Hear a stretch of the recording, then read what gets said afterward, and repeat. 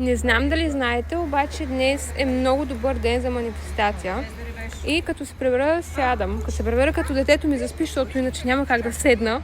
Няма как да седна, просто е неизбежно. Дори в момента на записа на това видео не съм седнала. Си записвам всичките ми желания и цели. Все едно вече са се случили.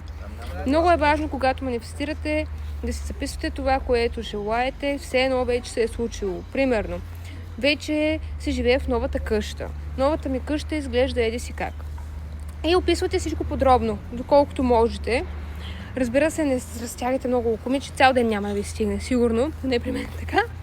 И след това сядате, ако можете, така да се осамотите и вече да си представите как живеете този живот, как се чувствате вече, като имате това, което искате, това, което сте написали.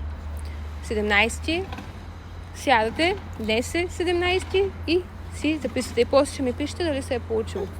При мен работи на 60%, да кажем. При вас работи ли?